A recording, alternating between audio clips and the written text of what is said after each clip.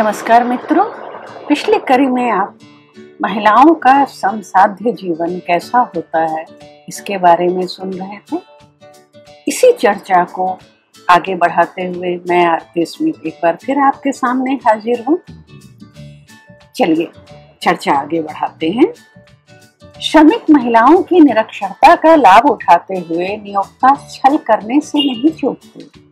इन स्त्रियों को कामकाजी स्त्री के रूप में अपने अधिकारों का पता ही नहीं होता। जिन क्षेत्रों में श्रमिक यूनियनें क्रियाशील रहती हैं, उन क्षेत्रों में श्रमिक स्त्रियां कुछ जानकारियां भी पा लेती हैं। शेष तो ये भी नहीं समझ पाती कि वे श्रमिक हैं भी या नहीं। वे केवल इतना जानती हैं कि ये रुपये काम के बदले मिले हैं, ये देयक के अनुरूप है या नहीं, इसकी उन्हें जानकारी नहीं होती। देयक जानने का ना तो उन्हें रास्ता मालूम होता है, ना विरोध करने की शक्ति। उन्हें बुनियादी अधिकारों जैसे शिक्षा, स्वास्थ्य सुविधा, परिवार में सम्मान, भोजन व कपड़े के समान अधिकार का भी पता नहीं होता। कई स्थलों, संस्थाओं में आज भी स्त्री पुरुष के समान कार्य के लिए समान वेतन का भुगतान स्त्रियों को नहीं होता। अधिकांश निजी संस्थाओं में सामाजिक एवं स्वास्थ्य संबंधी सुविधाओं का अभाव। कार्यरत स्त्रियां मालिक के व्यवहार से असमंजस में पड़ जाती हैं।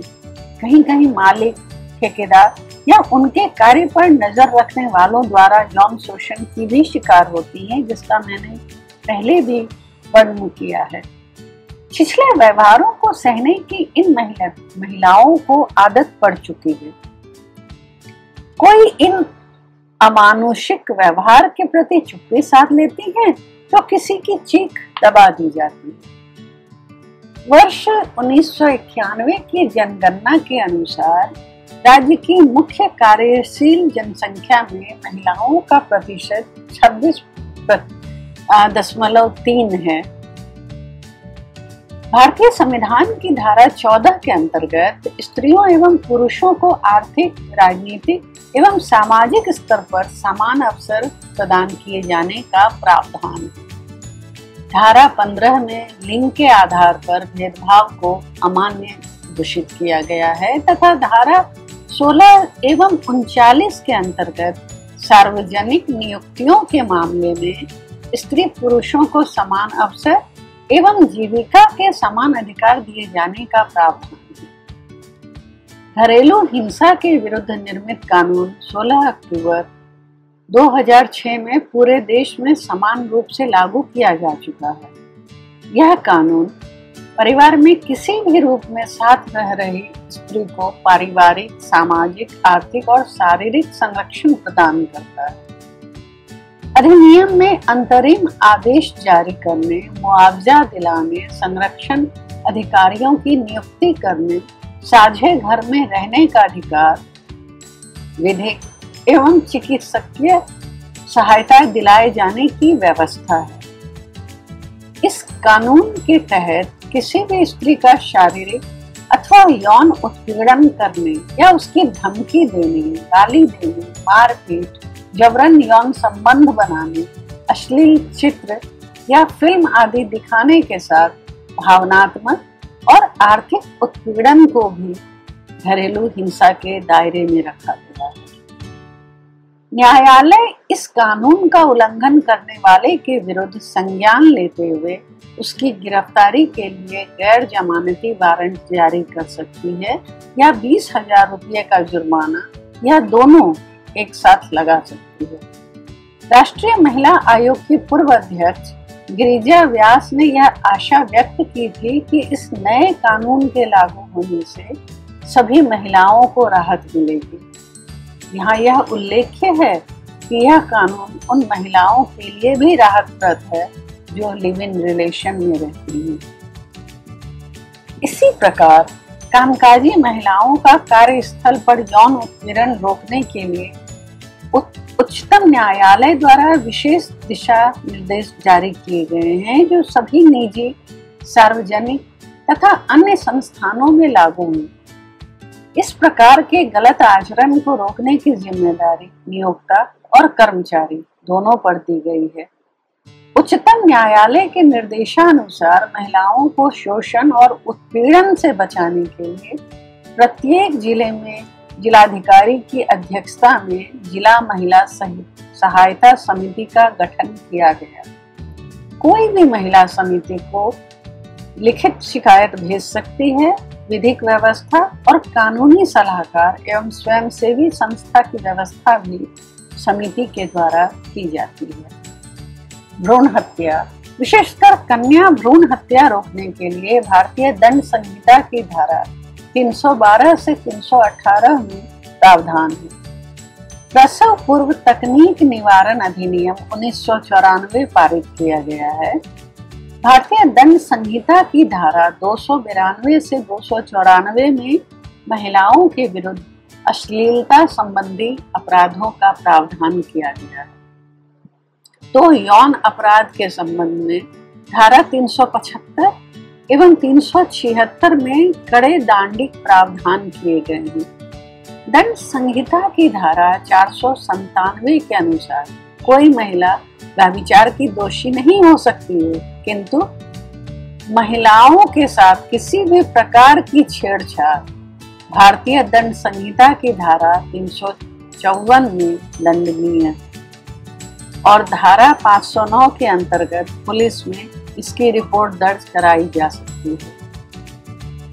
अधिनियम 1961 के तहत प्रसूति काल में गर्भपात होने पर गर्भपात से 6 सप्ताह तक महिला नियोक्ता से सवैतनिक अवकाश प्राप्त कर सकती है। प्रसूति के पश्चात महिला के शिशु की 15 माह की आयु पूर्ण होने तक महिला श्रमिक को प्रत्येक कार्य दिवस में 2 बार 15-15 मिनट का अवकाश देने का प्रावधान है, ताकि वह अपने शिशु को अपना दूध पिला सके।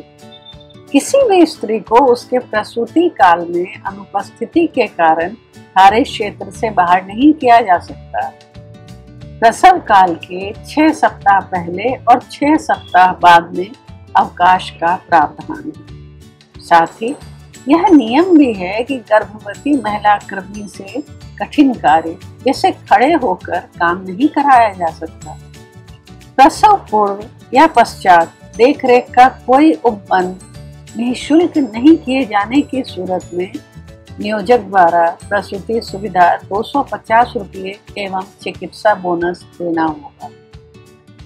मध्य प्रदेश की महिला नीति में महिला श्रमिकों के हित संरक्षण के लिए श्रम कार्यालय में एक महिला प्रकोष्ठ का उल्लेख है।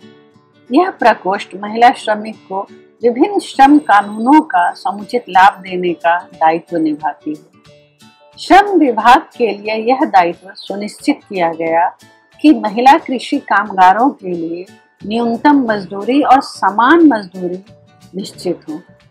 उसकी समान मजदूरी की जानकारी का प्रचार प्रसार हो। महिला कृषि कामगारों को दुर्घटना मुआवजा और बच्चों की देखभाल की सुविधाएं देने के लिए कदम उठाए जाएं। महिला कर्मियों को मातृत्व लाभ देने के लिए कानून बने। इनके परिपालन में श्रम विभाग द्वारा अनेक कार्यवाही की गई, जैसे न्यूनतम मजदूरी अधिनियम 1948 के अंतर्गत महिला श्रम को कम वेतन देने या मातृत्व हित लाभ न दिए जाने पर नियोजक के विरुद्ध अभियोजन कार्रवाई की पहल। महिला यौन उत्पीड़न की शिकायत के निराकरण के लिए श्रम कार्यालय में एक अध्यक्ष तथा एक सचिव की नियुक्ति। महिलाओं के समान मजदूरी से संबद्ध प्रावधानों के पंचायत स्तर पर प्रचार प्रसार के लिए पंचायत तथा समाज कल्याण से अनुरोध। स्त्रियों के कार्यों के संबंध में कुछ अन्य कानून भी बने, जैसे रात 10 से सुबह 5 बजे तक किसी भी हाल में स्त्री श्रमिक को कारखाने में नहीं रोका जाएगा। 1948 में बने कानून के अनुसार स्त्रियों से कितना वजन उठवाना चाहिए, इसका निर्धारण तथा 1952 के कानून के द्वारा स्त्री के स्वास्थ्य पर खतरनाक प्रभाव छोड़ने वाले कार्यों पर प्रतिबंध लगा दिया गया। यह भी नियम बना कि जिस संस्था में 50 से अधिक स्त्रियां काम करती हों, वहां सुविधाजनक शिशु पालना घर की व्यवस्था होना अनिवार्य है।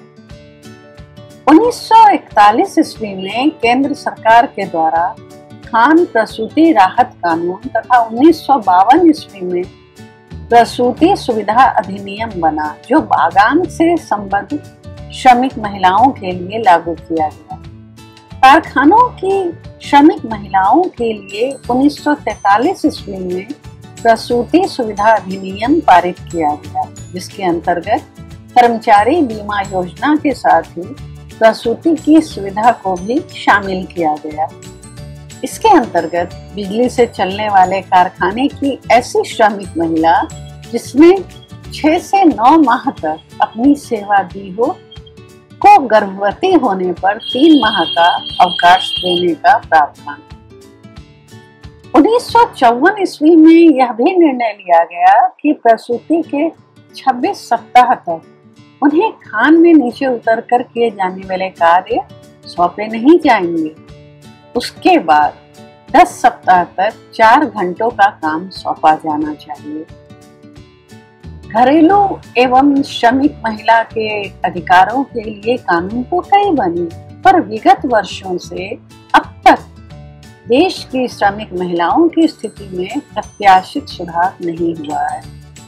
समाज के निम्न मध्य और मध्य वर्गीय स्त्रियों के लिए जीवन अब तक आसान नहीं हो सका है। उनमें से 90% या तो अधिकारों से वंचित हैं या संघर्षरत। आज भी परिवार में निर्णय लेने का अधिकार उन्हें प्राप्त नहीं है। चौखट के अंदर और बाहर श्रम करने, अर्थोपार्जन में सहयोग करने का कर्तव्य बोध तो है, किंतु अपने या अपनी संतान के लिए कोई निर्णय लेने का अधिकार नहीं। विरोध की स्थिति में इन पर लांछन लगाकर इन्हें घर के सुरक्षात्मक घेरे से बाहर निकाल दिया जाता है, या कुछ ऐसा वातावरण तैयार किया जाता है कि स्त्री खुद उस दहलीज से कदम बाहर कर ले, ताकि कोई कानून प्रभावी न हो सके, या उसे मानसिक विक्षिप्तता की स्थिति में लाने योग्य व्यवहार किए जाते हैं, जहां मानसिक चिकित्सा की आवश्यकता प्रदर्शित कर उसके आचार व्यवहार को असामान्य घोषित कर दिया जाता है।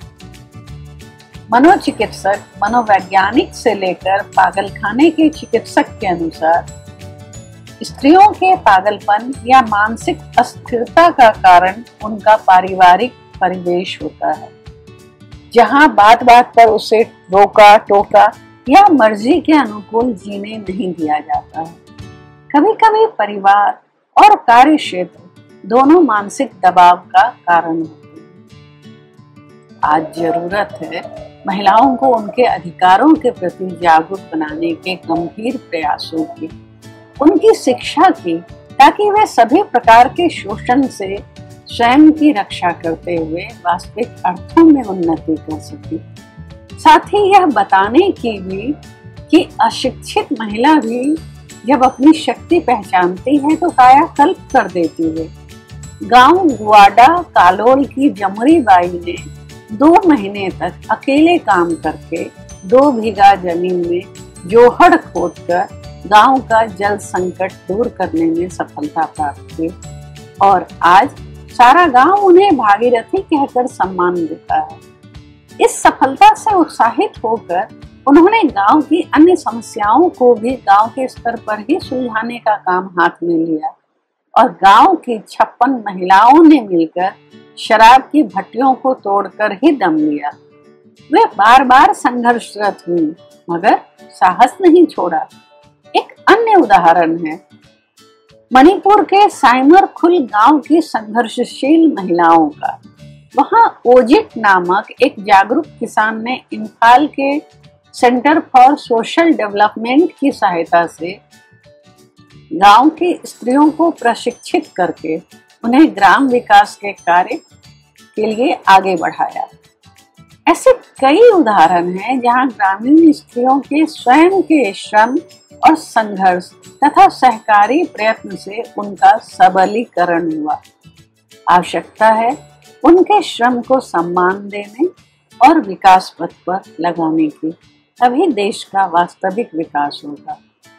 आओ कुछ कदम साथ चलें, करें एक दूजे को सबल, जीवन को सम्मान मिले। मित्रों, एक दशक पहले यह आलेख भी समाज कल्याण पत्रिका में प्रकाशित। तो अगली मुलाकात नए आलेख के साथ, नई चर्चा के साथ। तब तक के लिए शुभ विदाई।